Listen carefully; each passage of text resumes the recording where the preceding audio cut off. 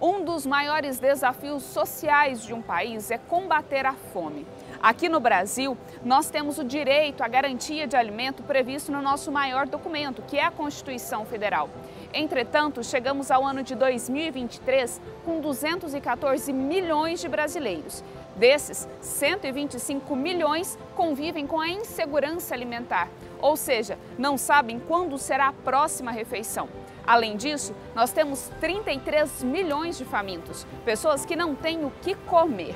Por isso, chegou o tempo de nos unirmos com a fraternidade em prol do combate à fome.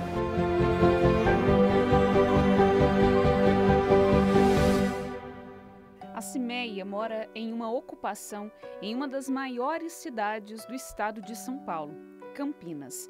Ela trabalha com reciclagem e a comida por aqui nunca foi farta. É difícil você ver seus filhos com fome e você não tem nada, praticamente, né? O que mais comia na casa era sopa de fubá. Se tivesse um fubá, um sazon e um óleo, sal, já era suficiente dentro da casa. Para complementar a alimentação, além do que consegue com a reciclagem, a Cimeia recebe todo mês uma cesta básica de um grupo de mulheres da paróquia Nossa Senhora do Perpétuo Socorro.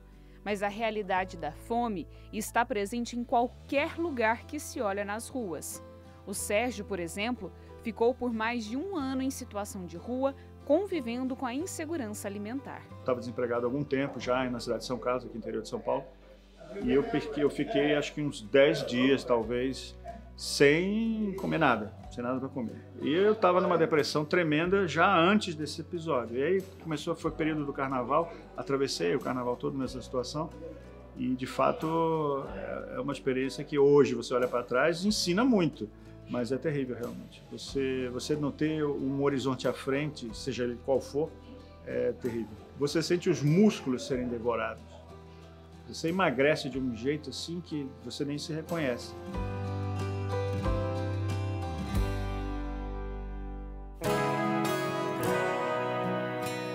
Hoje, o Sérgio é acolhido pela Casa Santa Dulce dos Pobres, uma iniciativa da Caritas Arquidiocesana que tenta oferecer dignidade para quem vive em situação de vulnerabilidade social nas ruas de Campinas. Fiquei na rua, propriamente dito, na calçada.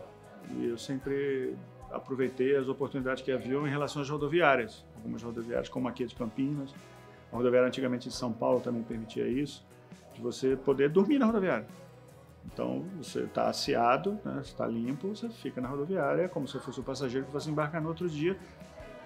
A rodoviária sabe disso e não cria nenhum problema.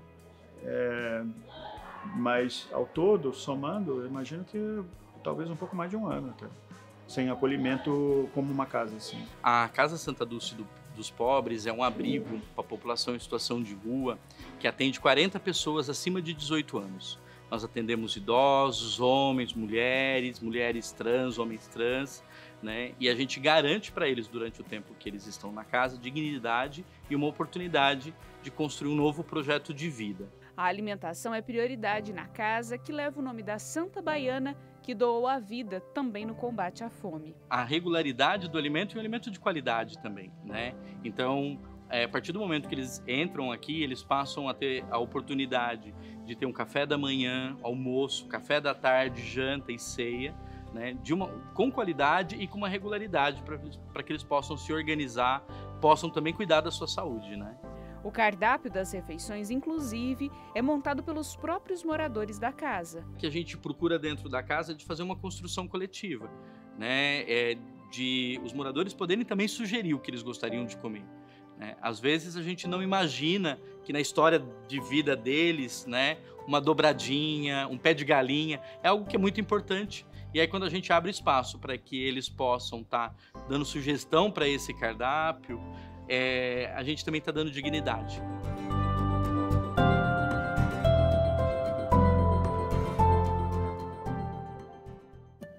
No Brasil, o último dado sobre pessoas em situação de rua é do ano de 2020. A estimativa do Instituto de Pesquisa Econômica Aplicada é de que sejam aproximadamente 223.900 brasileiros nas ruas. Entretanto, os dados do Inquérito Nacional sobre Insegurança Alimentar não contemplam as pessoas em situação de rua, uma vez que a pesquisa é feita por domicílio. Ou seja, para a sociedade, essas pessoas são completamente invisíveis no país.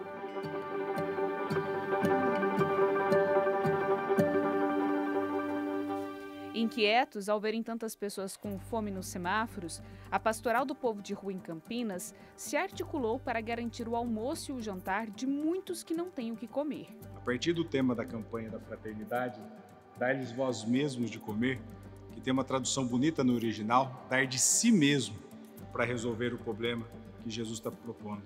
Então a Pastoral de Rua em Campinas, de modo especial, nasce com as pessoas se reunindo aqui ao redor da região de Londres, onde, vendo as pessoas que estavam na rua, passando fome e com a vulnerabilidade social, começam também a criar um desconforto.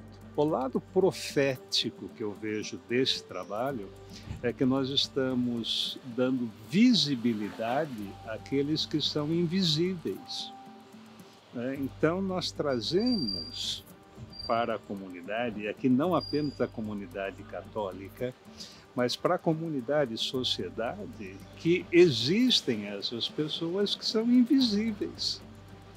Então, isso é importante dizer, olha, tem gente que passa fome, está na rua e que não tem aquela estética que a gente desejava.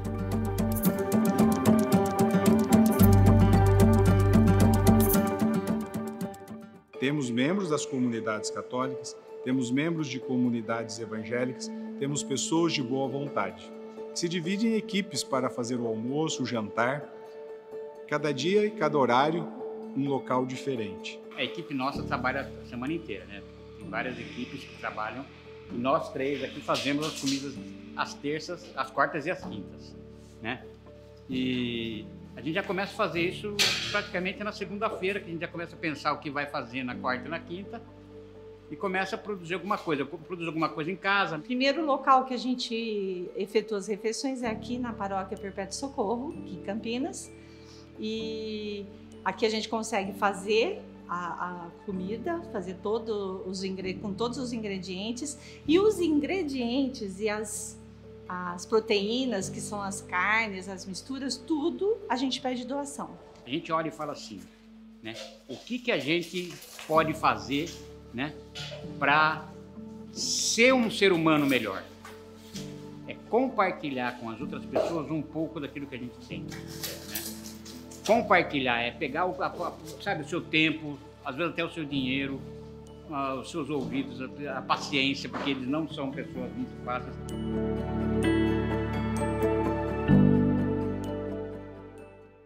Além do almoço e da janta, que são oferecidos pela pastoral, às quintas-feiras é dia de oferecer o banho. A própria paróquia abre as portas para acolher aqueles que não têm um teto. A Milka passa cedinho nas ruas próximas com a sua Kombi. Traz todo mundo. Além do banho, dá para cortar o cabelo e ainda fazer a barba. Alguns vêm, outros não gostam de banho. Então a gente respeita o limite de cada um. Vamos, gente, olha o banho. Às vezes, normalmente, quando é de uma semana para outra, eles já ficam esperando em pontos. Eu buzino e eles já entram na Kombi. Outras vezes, quando é muito cedo, a primeira viagem sempre vem vazia, porque eles não querem acordar. Aí que veio o princípio. Eles não precisam sair da rua, mas precisam ser tratados como seres humanos. Eles não são anjo e nem demônio. São seres humanos. A diferença deles para nós é que nós vamos voltar para casa e vamos ter o que comer. Eles não. Eles permaneçam na rua com todos os perigos que estão ao seu redor e tendo que dar uma resposta para sobreviver. A gente precisa entender por que eles estão na rua. Alguns têm alguns motivos bem fortes, outros nem tanto, mas nós não temos o direito de julgar esses motivos. Cada um sente de uma maneira.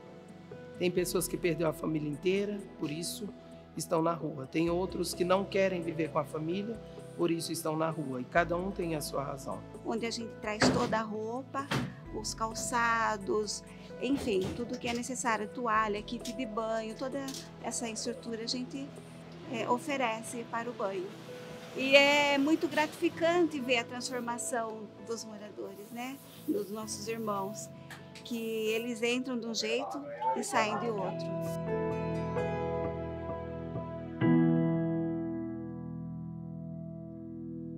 O Brandon ficou em situação de rua por 4 anos. Ele mergulhou no crack e conviveu com a fome.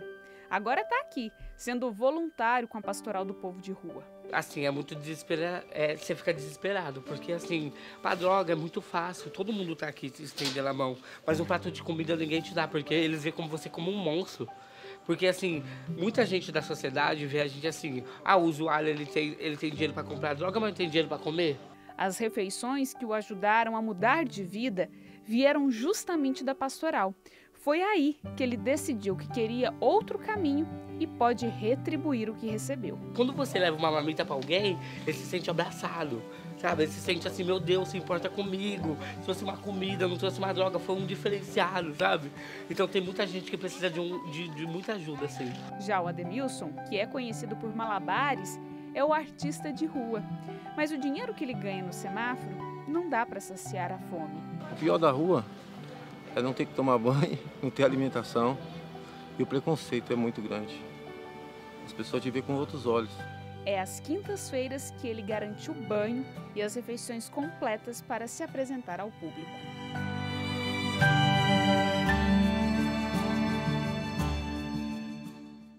É muito difícil mesmo a alimentação. Se não for as pessoas de bom coração, como os pessoal aqui, que ajuda, é difícil chegar à alimentação. É mais fácil chegar a droga, bebida, mas a alimentação é bem difícil mesmo. Nossa preocupação pastoral é sempre essa: ir ao encontro da dor dele e ajudar com que ele não fique desamparado e resistir com ele à dor da fome. Aqui na paróquia a gente já tinha esse trabalho, né? É um trabalho que nós começamos há alguns anos e nós temos várias frentes, né? A gente já tinha o auxílio fraterno, que trabalha com a população desassistida, que não tem, né, alimentação na base. Então nós entregamos cestas básicas mensalmente para as famílias cadastradas. Depois nós temos também o trabalho de vários grupos que levam comida para os moradores em situação de rua aqui na região. Se nós formos ao texto base da campanha da fraternidade, nós vamos ver que é um problema estrutural histórico, onde sempre tiveram aqueles que foram detentores da matéria-prima, detentores da sociedade, detentores de como as pessoas podiam se alimentar. E depois mostra que isso é causado pela falta de conscientização que nós temos da distribuição daquilo que nos alimenta.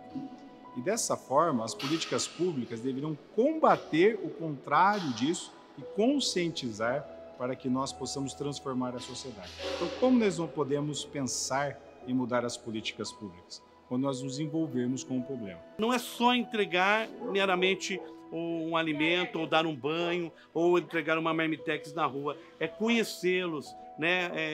Se relacionar com eles, ter compaixão deles. Então, como o lema fala, dar-lhes voz mesmo de comer, é isso que nós queremos, né? Quais são as políticas públicas que engajam as pessoas que estão na rua? Quais são as políticas públicas que possibilitam que as pessoas possam comer? Nós estamos vendo no cartaz o arroz e o feijão. Nós tínhamos no nosso país, até perto desse último governo, que tínhamos os grandes balcões em que faziam com que o arroz e o feijão era guardado e depois podia ser jogado no mercado e abaixar o preço. Hoje já não temos mais essa política pública. O lucro desenfreado faz com que as pessoas não pensem no outro.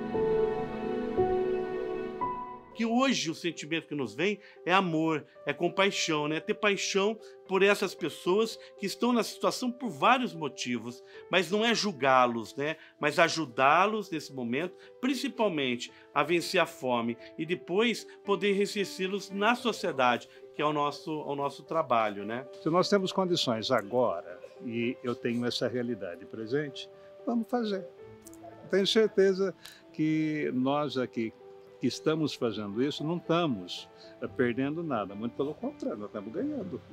Vamos fazer? Vamos. Para eles, assim, eu acredito que chegar com o alimento é como chegar com um abraço. Eu consigo ficar 3, 4 dias sem comer. Você também, se você beber água. Mas, infelizmente, os moradores de rua, a grande maioria, não têm acesso à água. Então, a fome se torna mais dolorida do que a nossa fome. Não adianta ficar falando muito. Quem tem vontade faz. Nós vamos responder o problema do mundo, resolver o problema da fome do mundo? Não. Eu vou resolver o problema da fome aqui em Campinas? Não. Mas eu vou resolver o problema da fome de quem está ao meu lado. Uma coisa que é importante que a gente tem que ter em mente, assim, a gente, por mais que a gente tenha passado a necessidade, a gente nunca passou fome. Eu nunca passei fome. Né? E nenhum de nós aqui, eu não sei, nunca passou fome. Não deve ser uma coisa doída. Né? Então a gente não sabe o que é passar fome. E se a gente não sabe o que é passar fome, a gente não tem como julgar as pessoas. Saciar a fome de alguém, eu acho que é o mais importante, seria o que Jesus fez e é o que nós estamos replicando. Então a pessoa que está em situação de rua, ela não tem horário para almoçar, ela não tem horário para tomar o café da manhã, né? Ela depende daquele que vai doar, do horário que ele pode doar, né? E muitas vezes quando aquela doação é ofertada, ela não está naquele local. E essa falta de regularidade, esse desespero de não saber se naquele dia a pessoa vai conseguir se alimentar ou não, é algo que mexe muito com a dignidade, com a autoestima da pessoa. A fome, ela não pode ser lidada como um momento, precisamos ver as causas. Mas quem tem fome precisa comer agora, porque a fome é agora. Então, quando o nosso pessoal, um doa um arroz, um doa uma carne, um doa um legume, e fazem esse almoço, ou esse jantar, e levam a eles, é para que eles não sintam a dor da fome. Porque a dor da fome leva a outras causas. Leva às causas da marginalidade.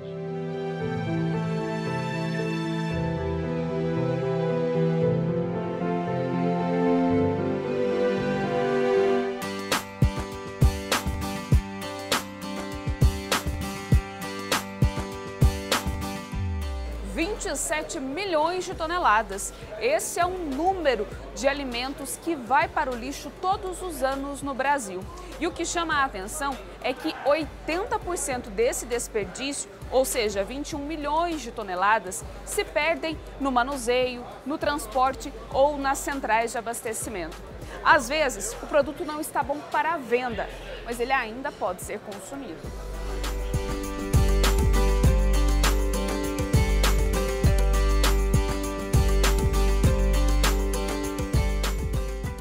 A CEAGESP é o maior centro de distribuição de frutas, verduras e legumes da América Latina. É responsável por 60% do abastecimento de toda a Grande São Paulo. Esse entra e sai de caminhão, de carrinhos, movimentam mais de 250 mil toneladas de hortifrutis por mês. Mas com tantos números altos, foi preciso criar uma alternativa para minimizar o desperdício na comercialização desses produtos. Foi aí que surgiu o Banco de Alimentos. Às vezes chega um alimento que não está adequado, ou por tamanho, ou porque já está muito maduro. Então o que eles fazem? Ou eles jogam fora, ou eles doam para o Banco de Alimentos, né? Os alimentos que são encaminhados para o banco, na verdade, não perderam nem o valor nutricional e nem de higiene, apenas o valor comercial. E para isso há uma triagem que garante a qualidade do alimento que será encaminhado para as entidades. A finalidade desses alimentos é ajudar o maior número de pessoas em vulnerabilidade social, né? Então hoje a gente tem o Banco de Alimentos se divide em 3 trabalhos, tá? Um deles é atendimento a entidades cadastradas. Entidades cadastradas são o quê? Outros bancos de alimentos, creches, asilos, hospitais públicos. Ao todo, são atendidas 250 instituições de toda a região da Grande São Paulo. Mas, além disso, são feitas doações individuais também. A gente tem um trabalho de distribuição de alimento aqui para pessoa física, cadastrada, tem que ser pessoas cadastradas. E na quinta-feira, às 11 horas, a gente entrega alimentos no Portão 7. A terceira ação do Banco de Alimentos é para os atendimentos emergenciais. Na pandemia, a gente foi muito requisitado, né? Existe algum problema, chuvas e alagamentos, as pessoas ficam desabrigadas é solicitado para a CEAGESP, a gente faz uma campanha interna aqui com os nossos permissionários e os nossos permissionários entram nessa campanha e nos ajudam a ajudar essas pessoas. Nesse combate ao desperdício, enquanto tantos não têm o que comer, a CEAGESP conseguiu doar mais de 4.000 toneladas de alimentos somente nos últimos 2 anos. A gente estuda isso que desde o campo até depois de sair da mesa, né, do consumidor, existe um desperdício muito grande. Existem alguns números que dizem em torno de 38%. Né? Então, assim, é muito grande o número de desperdício, do desperdício de alimento, né?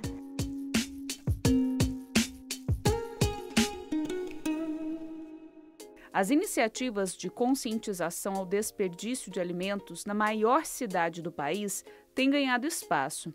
Essa aí é a VAN da organização não governamental Banco de Alimentos. O trabalho começou com a Luciana, que é economista, e viu que precisava assumir uma ação concreta na luta contra a fome. Eu fundei o Banco de Alimentos em 1998. Naquela época, o Brasil tinha 150 milhões de habitantes, mas 57 milhões de pessoas já viviam com meio salário mínimo para baixo. Desses 57, 23 milhões eram indigentes, pessoas sem renda nenhuma. Então eu vejo que nós, ao longo do tempo, melhoramos um pouco, mas nunca resolvemos o problema. O Banco de Alimentos arrecada sobras de comercialização, produtos que não foram vendidos ou próximos da data de validade. A caixa entra vazia no mercado e em poucos minutos sai com o que vai nutrir milhares de pessoas em situação de insegurança alimentar e vulnerabilidade social. Porque a gente tem um roteiro, né? Então todo dia a gente sabe onde a gente vai passar pegando os alimentos e onde a gente vai entregar esses alimentos. Então sim, elas são cadastradas, elas têm obrigações para conosco, assim como nós também temos obrigação para com elas, né? Existe um contrato de parceria, com obrigações, deveres e direitos, né, de ambas as partes. Então, por exemplo, a entidade assistida, ela tem algumas contrapartidas para estar recebendo o alimento. Uma dessas contrapartidas, por exemplo, é assistir às nossas aulas. Ter certeza que eles querem aprender mais, né, de como alimentar melhor as pessoas que eles assistem. Por dia, o trabalho consegue auxiliar na alimentação de 25.000 pessoas que são abrigadas em entidades assistidas pela ONG. O nosso sonho é que nós fôssemos procurados por produtores, comerciantes, né, supermercados, atacadistas, varejistas, todo mundo que entendesse que é melhor doar alimento do que jogar fora. A gente ainda vive essa realidade de tocar, né, quem pode doar. Aos poucos, a van cruza as avenidas de São Paulo e chega em uma das instituições assistidas. São crianças de uma creche que ficam durante o dia todo no espaço. Essa rede do Banco de Alimentos é muito importante para que a gente consiga, né, dar para as nossas crianças uma variedade de alimentos, né?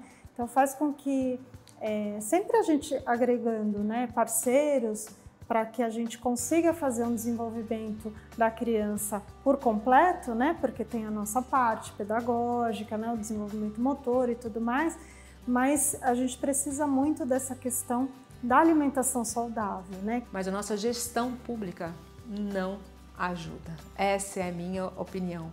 E a sociedade muitas vezes ou fecha os olhos, ou não participa, ou é conivente, ou não se estrutura para pedir mudanças. E aí com essa parceria do Banco de Alimentos a gente consegue estender essa variedade, mostrar para as crianças, né? E mostrar para as crianças novos sabores, experimentarem, né? Conhecerem alimentos que muitas vezes eles não têm na própria casa. A nossa estrutura social de assistência, eu acho que ela autoalimenta, por um lado, toda essa questão, porque ela não resolve os problemas que são resolvidos até fora da área social, como? Com eficiência de gestão,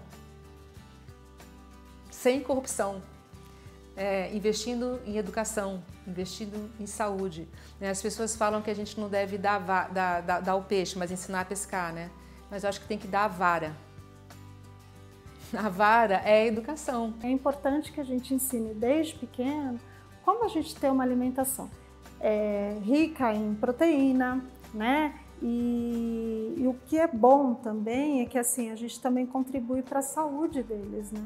Quanto mais alimentação saudável, menos problemas de saúde, né? Menos doenças acabam interferindo na vida dessa criança, no desenvolvimento dele, né? Eu sempre pensei nas várias fomes que eu vejo, né? Que eu vi aqui no nosso país. E nos desperdícios, porque o nosso país é um país maravilhoso, com uma potência, com um povo maravilhoso, com uma agricultura maravilhosa, com uma natureza maravilhosa, né? E tudo tem que ser cuidado, né? Então, assim, não entra na minha cabeça ter fome nesse país. Para mim, fome é algo inconcebível. Mas a gente sabe que a dificuldade da população, de muitas famílias, acabam não tendo essa oportunidade desse tipo de alimento mais saudável, né? Muitas vezes o alimento que ele tem em casa, oferecido em casa, é aquele mais processado, é aquele que não vai trazer benefício nenhum para a criança, né?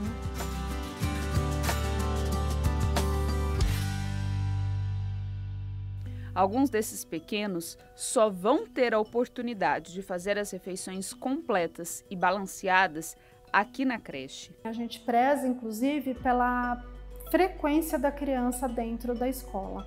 Porque a gente acompanhando essa frequência, a gente sabe que essa criança está se alimentando adequadamente. O que para muita gente é lixo, para outros é oportunidade de comida saudável. Por isso, as iniciativas de bancos de alimentação são eficazes para suprir a fome. É realmente uma conscientização geral, né? Não é só no ponto de venda, não é só nos atacadistas, mas nós mesmos, né? Nós como cidadão, né? Como pessoas que utilizam, que consomem, né? Então, assim, a gente tem que ter uma visão, assim, de consumo sustentável. A grande maioria que chega até nós, ela é toda aproveitada, né? E eles são produtos, assim, que realmente você colocar no mercado, né? Ele talvez não agrade aos olhos das outras pessoas. Mas aqui, com bastante criatividade, com orientação da nutricionista e tudo mais, são alimentos ótimos, maravilhosos para o preparo das refeições.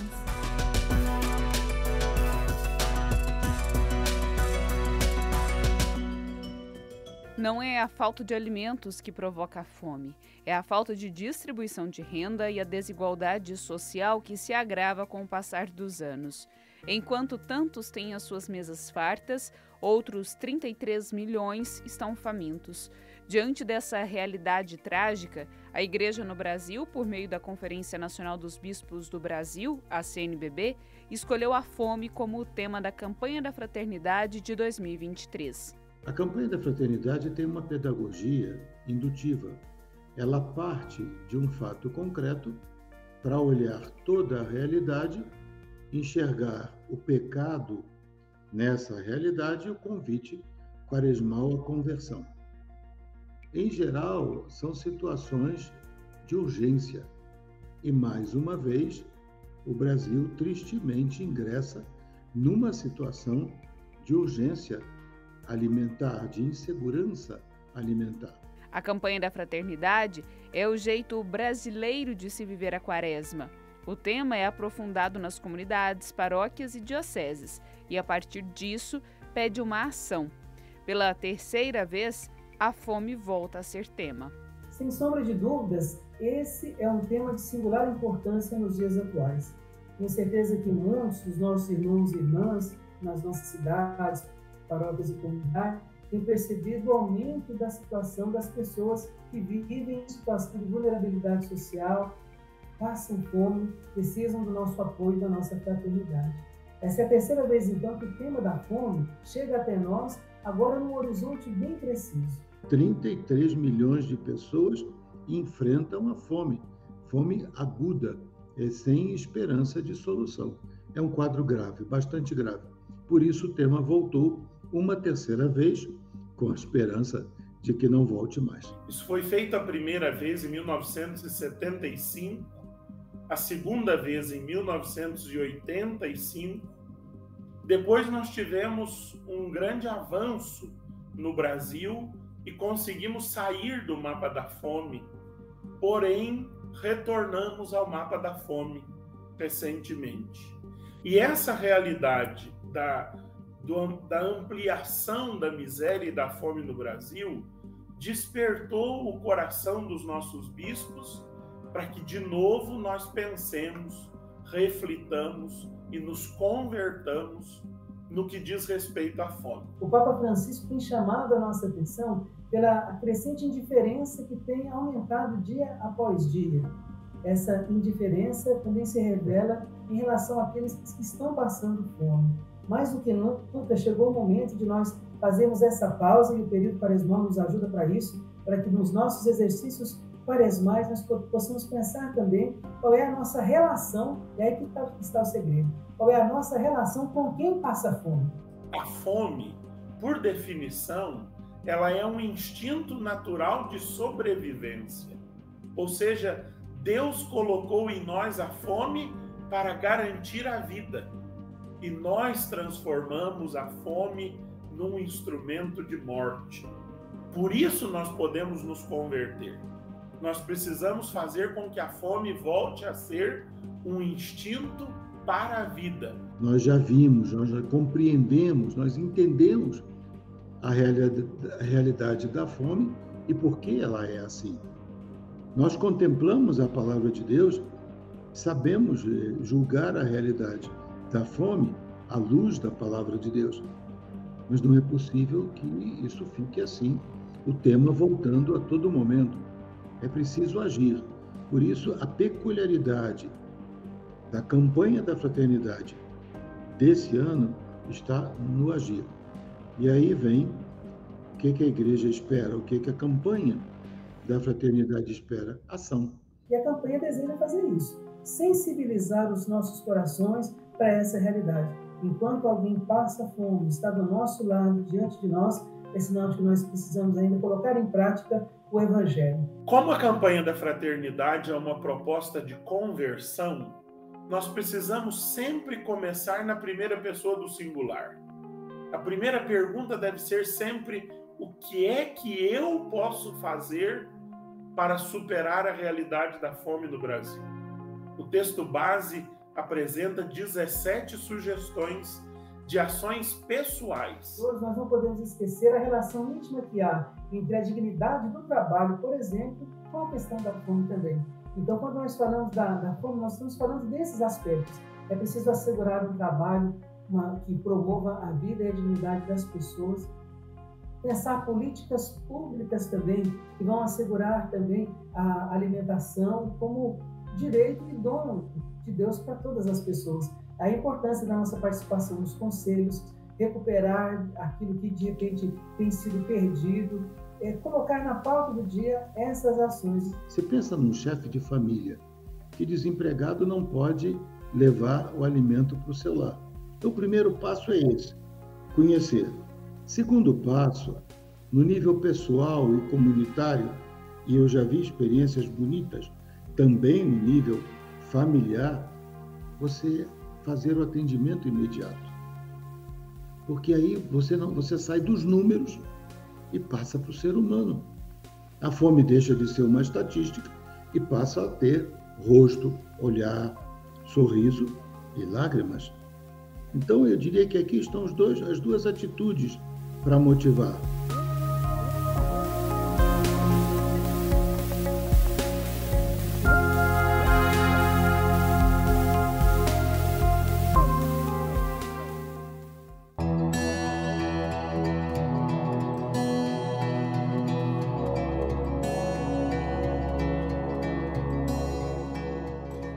O Brasil, que é considerado o celeiro do mundo pelas toneladas de grãos exportadas, não consegue garantir alimento para sua própria população.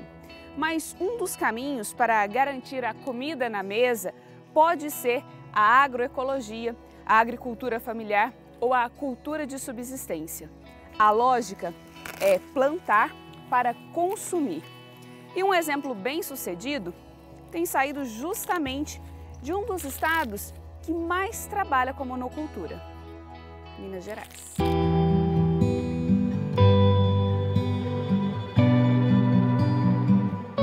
Sol quente na cabeça e lá vai o seu Almir com o seu instrumento de trabalho nas mãos, cultivar o alimento de cada dia. Dentro da minha infância, meu pai já plantava, já trabalhava com agricultura. Ele era pequeno agricultor e eu já aprendi com ele, dentro da minha infância mesmo.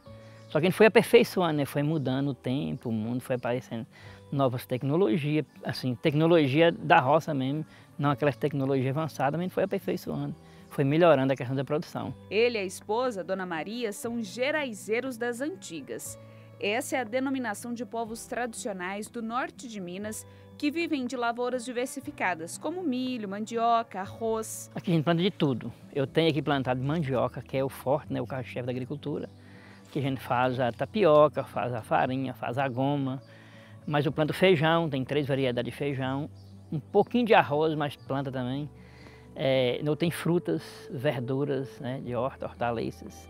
Tem banana, pocã, tem laranja, tem milho, tem de tudo, a gente tem um pouco, abacate, tudo a gente consome para alimentação e também um pouco para vender na feira.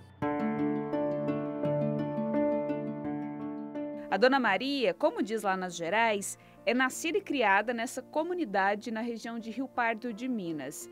A comunidade sempre produziu o que ia comer, mas não era de uma forma adequada.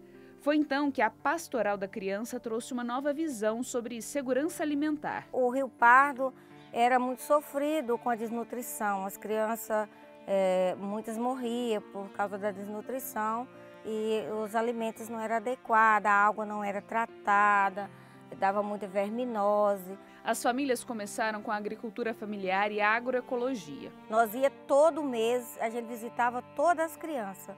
E aí a gente começamos a conhecer os remédios caseiros e as alimentações, né, adequadas para suprir a desnutrição das crianças. Pensamos em uma horta comunitária, né? Essa horta ajudou demais. Aquilo que sobrava das famílias, a gente levava para vender na cidade, na feira, para gerar renda para as famílias. A agricultura familiar, a gente trabalha com pequena área, não é pequena área grande, não.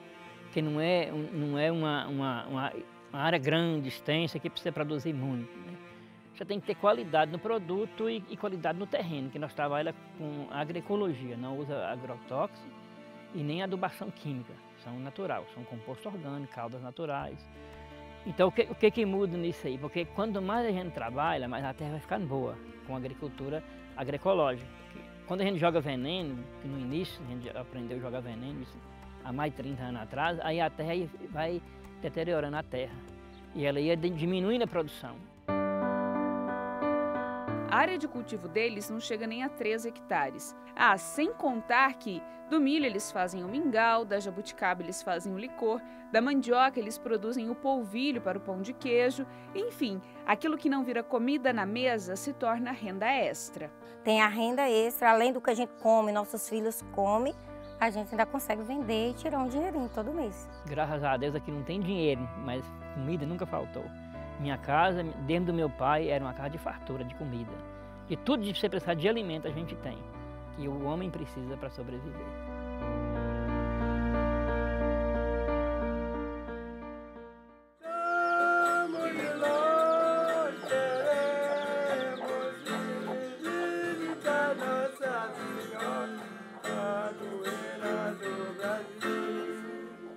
Aos 82 anos de vida, o seu Nerim tem prazer em afinar a viola para cantar junto à família que sempre morou na comunidade de Vereda Funda. Naquele tempo, o lugar aqui era rico demais de água. Muita água aqui. A gente ia para os córregos aí com os azolinhos, pegava peixe. Foi das fartas terras mineiras que ele tirou o sustento da família, até que chegou a monocultura do eucalipto na região. Muita coisa mudou com a tal promessa do desenvolvimento, mas na verdade não foi nada disso. As empresas pegou a gente aí de surpresa, né? E tapiou a gente aí, né? E tapiar é iludir, enganar, não é mesmo, seu Nerim? Os projetos das empresas de eucalipto impactaram diretamente a natureza que gerava o alimento e o sustento das famílias. Tem coisa que até hoje não planta, por causa que diminuiu muito a água. Foi muito sofrimento, não dá para contar.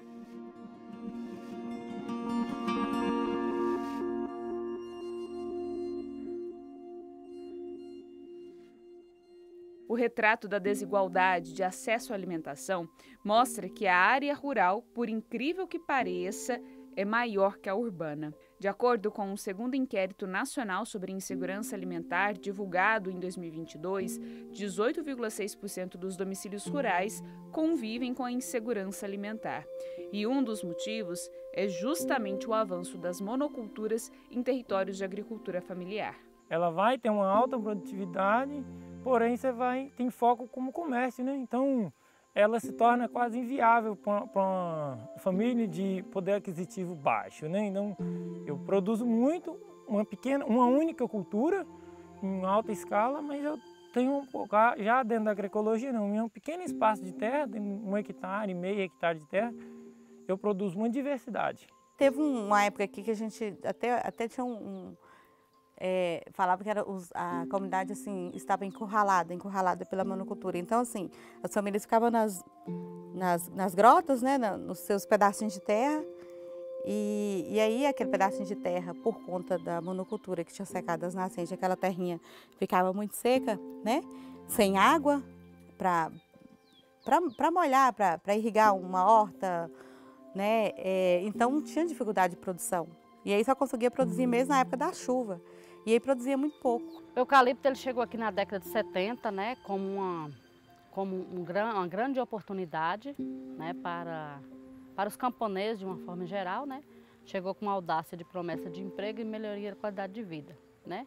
E nós tínhamos um cerrado rico, né, em questão a questão hídrica, né, que a gente tinha muita água, nós vivíamos apenas das águas de nascente, né. E aí isso, com o decorrer do tempo, não levou muito tempo, né? Os rios foram assoreados para essa plantação de eucalipto, que devastou a chapada, né? E a água correu livre. Veio a devastação dos rios, depois a morte das nascentes. E faltava água para tudo. Aqui mesmo em casa, muitas vezes a gente teve que sair para lavar roupa, longe, porque não tinha água. É aquela lógica, se não tem água, o solo não fica úmido, a terra não produz e a comida não chega na mesa. O ambiente ele é interligado, né? Assim, a gente não consegue separar, né, uma porção de terra, né, de uma roça, de uma área um pouco maior, né? E quando a gente tem um cerrado equilibrado, um ambiente equilibrado, você vai favorecer, né, a questão da produção nas roças, né? Seja numa baixada, numa encosta. Então, assim, a regeneração no cerrado, mesmo sendo assim na área da roça, ela tem interferência diretamente no equilíbrio ecológico, né, da região como um todo. Aí foi por isso que a comunidade decidiu lutar para recuperar o território para que essas águas pudessem voltar. E graças a Deus, de uns 2 anos para cá, já melhorou bastante a questão da chuva, porque o rio que a gente tinha que corria água direto e que ficou muito tempo seco, só passava água na época da chuva, o ano passado ficou praticamente passando água. A família da Sueli produz praticamente tudo o que consome. Compram um mínimo, como o arroz, o óleo. Como todas as famílias daqui, eles enfrentaram momentos muito difíceis na garantia da segurança alimentar. Nesse pequeno pedaço de terra a gente tenta plantar o máximo que a gente pode de alternativa, assim, de variedade de produção. Foi nessa época que eles construíram uma cisterna para reservar a água da chuva. A Sueli e tantas outras famílias foram beneficiadas pelo programa 1 milhão de cisternas, lá nos anos 2000 do governo federal. Essa cisterna foi construída no período que foi uma seca muito brava e a gente ficou sem água mesmo. A gente teve muita dificuldade com água, teve que ir buscar água fora, teve que pedir água de pipa para tomar. E aí nós recebemos essa cisterna para colher a água da chuva e ela vem sendo usada diretamente para isso. Essa aqui pequena é exclusiva para tomar e cozinhar. E a gente tem uma outra lá que é para lavagem de roupa, para o outro consumo da casa. Com o programa 1 milhão de cisternas, o Conselho Nacional de Segurança Alimentar e Nutricional reconheceu as cisternas como elementos de segurança hídrica e alimentar. Aliás, Essa é uma entre tantas políticas públicas que são necessárias no combate à fome para quem vive no campo. Se nós não tivéssemos a agricultura familiar tão forte do jeito que é em Rio Pardo, e acredito também que no Brasil, nós já tínhamos, muita gente tinha morrido de fome. O caminho para vencer a fome é a agricultura familiar. Nós não temos outro caminho. O Sindicato de Rio Pardo, a principal missão dele é apoiar a agricultura familiar, os trabalhadores. Nas organizações das terras, devoluta, nas documentação, nos benefícios de aposentadoria e outros. É muito importante, e agora nós temos um projeto aí de fazer a sucessão rural, que é políticas públicas que garantem que o jovem continue no campo, né? Isso está acontecendo no município. A gente está vendo muitos agricultores jovens casando, querendo construir a sua casa no terreno e querendo encontrar um jeito dele sobreviver lá no campo. Ele não quer vir para a cidade. E o que a gente incentiva mais o trabalhador aqui é que eles plantam com qualidade e não usando veneno. E isso traz para as famílias a qualidade de vida de cada casa e de cada lado.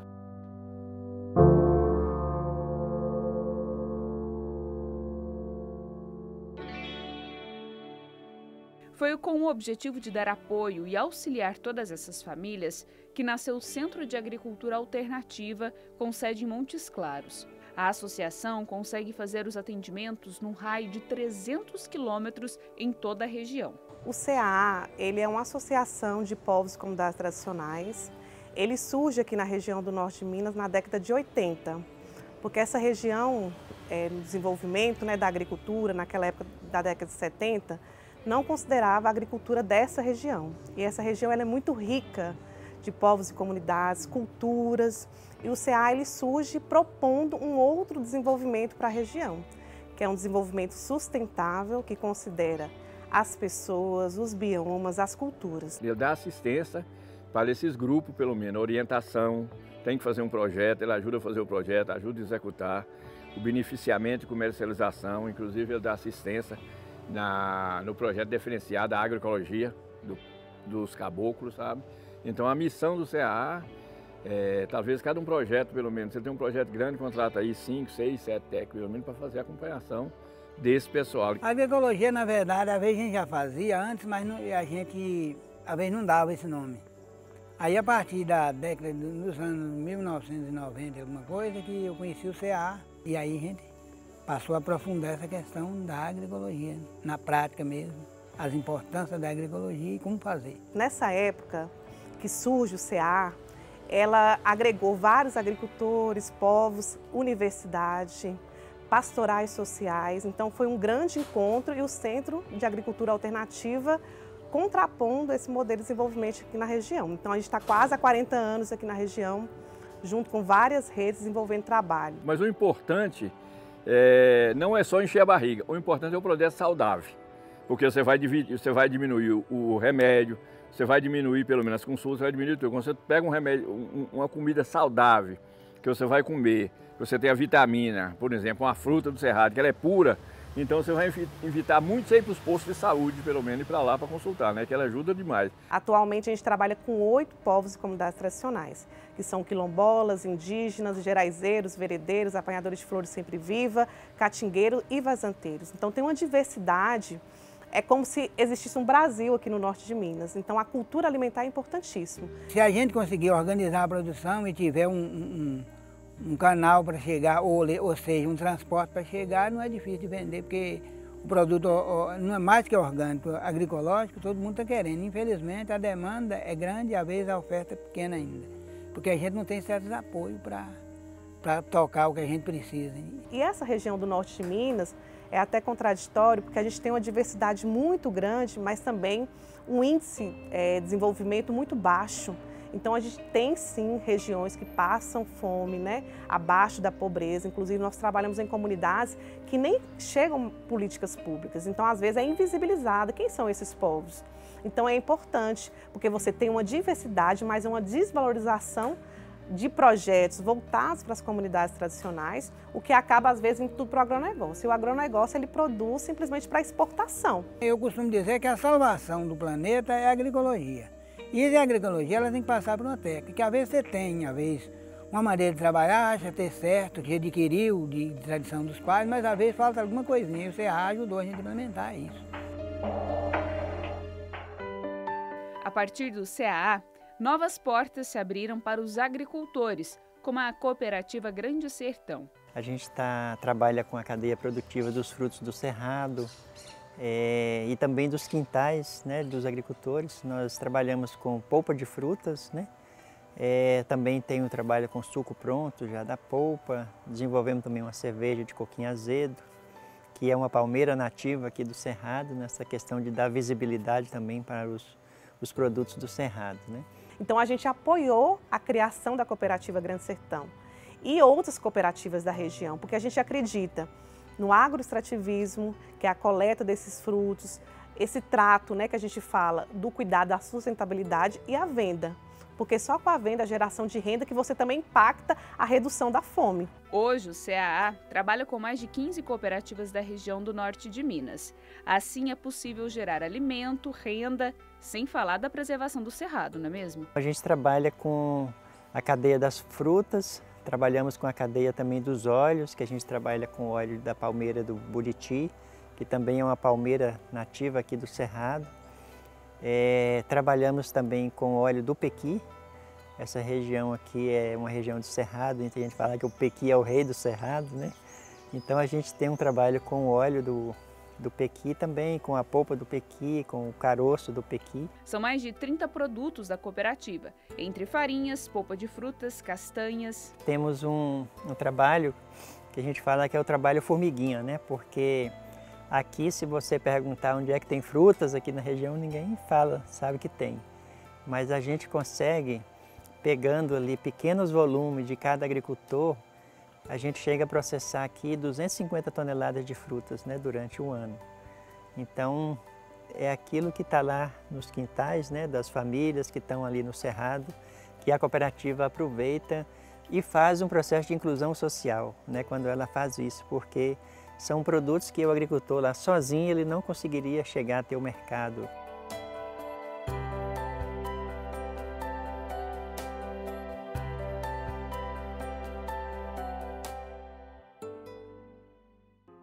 Diante de um Brasil que vê crianças, jovens, adultos e idosos sem saber o que vão comer no dia seguinte, é urgente repensar políticas públicas que garantam o acesso à alimentação.